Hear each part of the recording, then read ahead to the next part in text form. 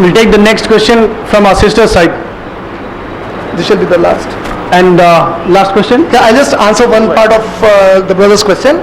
He said that if Allah subhanahu wa ta'ala has decided something, does he change the decisions? If he changes the decisions, then that was your question, right? If I'm not wrong, can you just give the mic to him?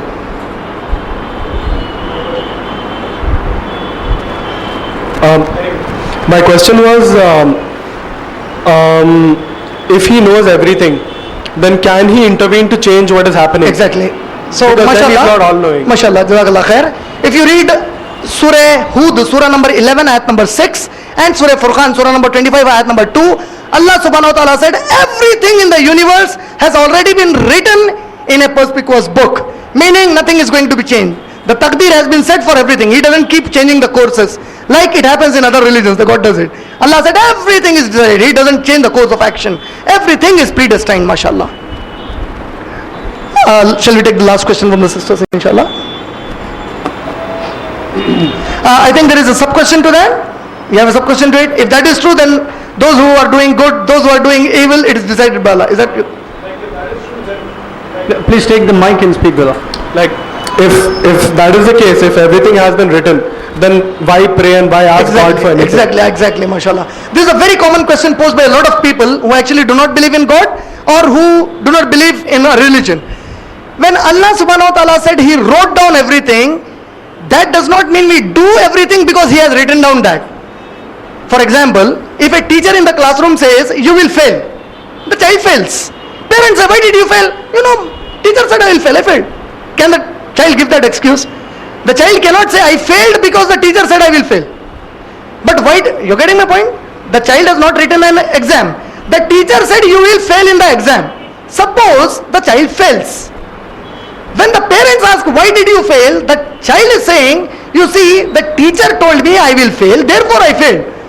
But the teacher said he will fail based on the experience of the child. The teacher knew that he is not studying well, he will fail. You got my point? Can you just... So the teacher said that, so the teacher has no power over whether the student will I'm coming pass to that or part. fail. No, just let me complete it. That part I'll come to that. I just gave an example to begin that answer actually. I gave an example. Suppose, can the child say so? He cannot say so. Allah subhanahu wa ta'ala, He has power over all things.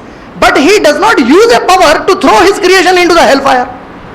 What Allah subhanahu wa ta'ala said is, I have written down what you are going to do because I have one of my attributes as Al-Alim. I know everything that will happen, I know it perfectly. I wrote it down.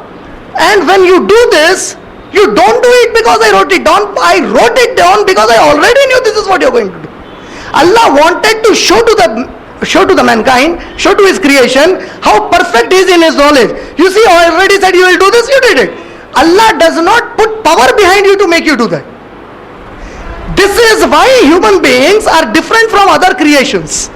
Allah created the human beings unlike the angels. The angels have got no power to choose between right and wrong. Whatever Allah says, they do. According to the Quran, when you listen about the angels, Allah said the angels have been commanded to prostrate, they just prostrate. They have been commanded to bow down, they bow down. They don't question anything. What is the exam for us human beings? Allah said in Surah Mulk, Surah number 67, ayat number 1 and 2, we created life and death to examine you. Who is obedient to Him? So when that exam happens, Allah already knows the result. But He still created us for us to be satisfied that you see, this is what you have already done. An added question to that is, some people even ask as an extension to that question, if Allah knew everything, why did He create us? He should have put us into heaven and hell earlier. See, the people who go into the heaven, they will happily say goodbye and go into the heaven. The people who are in the hell, they will say, oh Allah, give us one chance. Why did you not give us a chance? So Allah gave us a chance actually. Allah already knows. He gave us a chance to satisfy us. We ourselves should satisfy that yes, this is my result.